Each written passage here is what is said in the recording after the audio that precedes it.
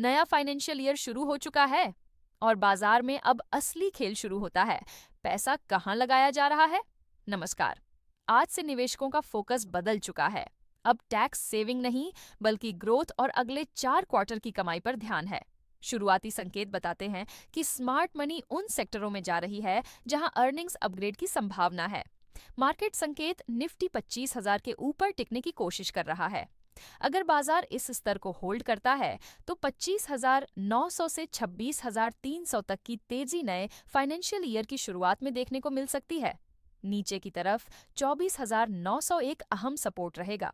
अब सबसे जरूरी सवाल, इस नए साल में कहाँ निवेश करें? पहला सेक्टर, प्राइवेट बैंक और फाइनेंशियल। नए साल में लोन ग्रोथ और क्रेडिट साइकिल तेज होने की उम्मीद है, जिससे यह सेक्टर बाजार को लीड कर सकता है।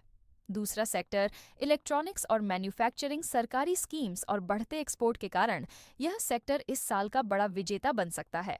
तीसरा सेक्टर, ओएनटो और कमर्शियल व्हीकल। नए साल में डिमांड बढ़ने और इंडस्ट्रियल एक्टिविटी तेज होने से इस सेक्टर में तेजी आ सकती है।